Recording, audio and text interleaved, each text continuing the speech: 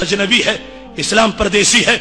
अगर आज तुम ये देखते हो कि वहां पर अमेरिका में काबातुल्लाह के मॉडल का शराब खाना तैयार कर दिया गया है और हमारी मुकद्दस जगह को उन्होंने शराब खाना के साथ शराब खाना उसी मॉडल का बनाकर जब लोगों को यह दावत दी है कि हम अब पूरी तरह इस्लाम के खिलाफ हैं, बर्दाश्त नहीं कर सकते, इस्लाम हमें पसंद नहीं, और इस तरह भी कि अपने घरों में भी हमें ये पसंद नहीं है, ये अजनबीयत नहीं, इस्लाम की परदेसी होना नहीं, तो और क्या है।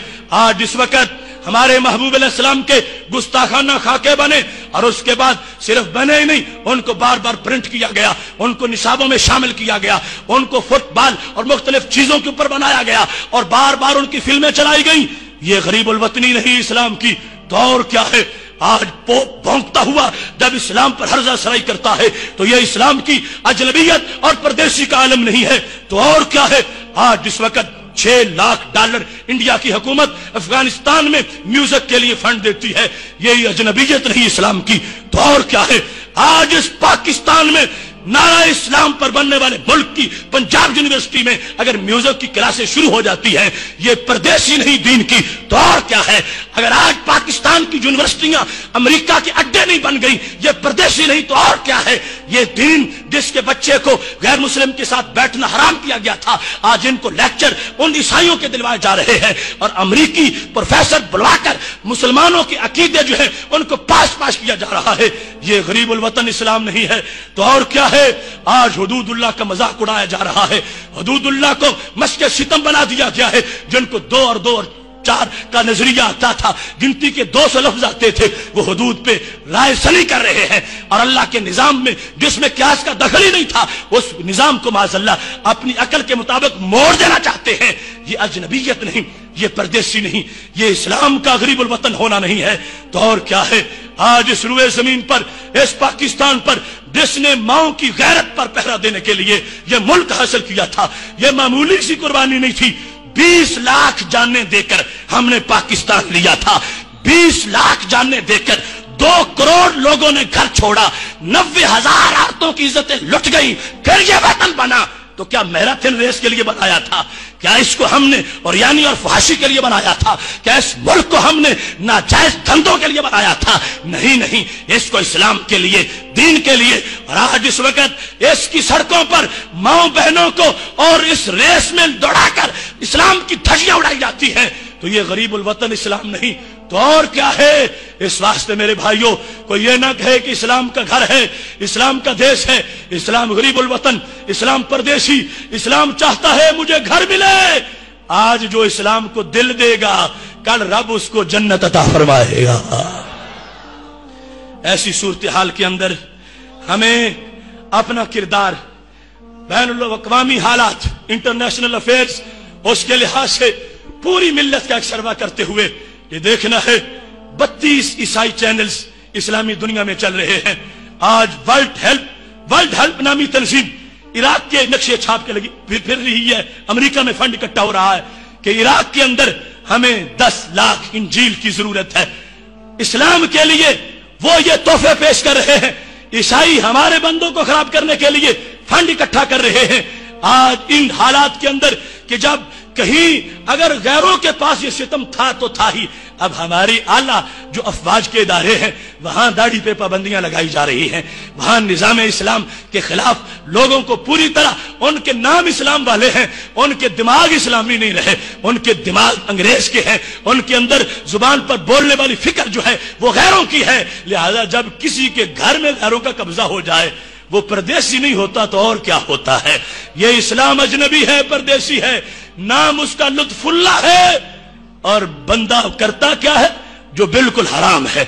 नाम उसका गुलामे रसूल ये रखा गया, लेकिन वो अंग्रेज का एजेंट बन गया, आलाकार बन गया, वो अफरंगी दुकानों का खिलौना बन गया। ये सारा राहो रस्म, दूधो बाश, उसका चेहरा, उसके कपड़े, उसका किरदार। ये इस्लाम की बेटी ये जिस वक्त बगैर पर्दे के और शार्ट लिबास में और बिल्कुल टाइट लिबास में और अपने जिस्म की नुमाइश करती हुई बाहर निकलती है, इस्लाम रोता है कि मैंने ऐसी बच्चियां तो नहीं पाली थी। हजरत फातिमा ज़हरा की बेटियों का ऐसा, उनकी रूहानी फिक्र की वारिस जो बेटियां होती हैं, उनका ऐसा किरदार नहीं हो सकता اگر ایسا ہمارے ملک میں ہو رہا ہے اور دن بدن بڑھتا جا رہا ہے، آج سے 10 سال پہلے ایسی اریانی نہیں تھی، اب اس سے زیادہ گند آ گیا ہے، تو پتا چلا اسلام زیادہ غریب الوطن ہو گیا، زیادہ بے گھر ہو گیا ہے۔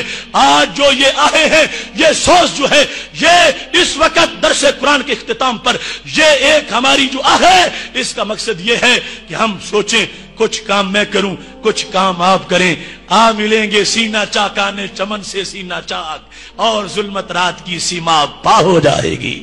اس واسطے کسی ایک بندے کا کام نہیں ہے، پوری ملت کا کام ہے، اور جو نقب لگا رہے ہیں ان کے محاسبے کا وقت ہے، ان کے ساتھ پنجہ آزمائی کا وقت ہے، اور یہ امانت ہے ہمارے دین کی، ہمارے قرآن کی۔ ہم اس درس قرآن کے قائل نہیں ہیں کہ جو درس قرآن اپنا رخ لوگوں کی حالات کی طرف نہ کرے، جو لوگوں کے مسائل، امت کے جو سلگتے مسائل ہیں ان کی طرف متوجہ نہ ہو۔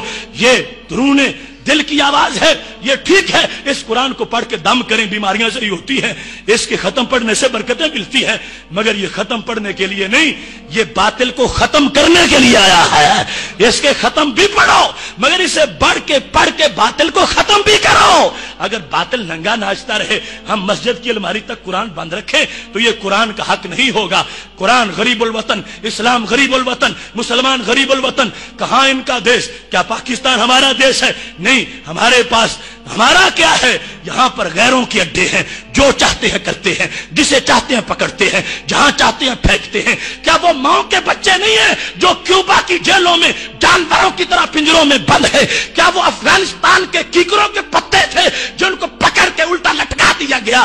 کیا وہ عراق کی سرزمین جو ولیوں کی سرزمین ہے، اس کے بیٹے حضرت ابراہیم علیہ السلام کے پوتے امام حسین کی اولاد، کیا وہ نیک لوگوں کی ضروریت نہیں ہے جن کو ابو غریب جیلوں میں کتوں سے جن کا گوشت نچوڑا جا رہا ہے؟ ایسے دیش کے اندر، ایسے حالات کے اندر ہم کیسے کہہ سکیں گے اسلام کے پاس گھر ہے؟ نہیں، اسلام بے گھر ہے، اس وقت ہم سے گھر کا تقاضا کر رہا ہے۔ کیوں ان سے پوچھیں، کیوں ان سے لیں، کیوں ان سے مانگیں؟ کیا ہمارے پاس کچھ نہیں؟ کیا اسلام کی دکان خالی ہے؟ کیا اسلام کے پاس کچھ نہیں؟ نہیں، اسلام کے پاس ہی سب کچھ ہے، صرف دھیان اسلام کا کرنے کی ضرورت ہے۔ غیروں کی گندی دکانوں سے گندا سودا مسلمان کیوں خریدے؟ نظریے کا گندا سودا، زندگی گزارنے کا گندا سودا۔ جس کے پاس اتنا سچا قرآن ہو وہ جھوٹے لوگوں کے جھوٹے قانون بنا سمجھے تو کیوں سمجھے، مانے تو کیوں مانے؟ اس واسطے قرآن مجید برہان رشید کی طرف متوجہ ہوتے ہوئے آج کی حالات سمجھو۔ آخر پورے ملک اور حکومت کا بھی ایک اثر ہوتا ہے بندوں پر۔ چھت پہ جو کچھ ہوتا ہے نیچے وہی گرتا ہے، پر نالے سے اور نہیں آتا، چھت والے نیچے آتا ہے۔ اگر کسی ملک کا وزیر صحت کنجریوں کے ساتھ ڈانس کر کے کہے یہ ہماری صحت مند سرگرمی ہے، تو اس ملک کے بیٹے ڈانس نہیں کریں گے تو کیا کریں گے؟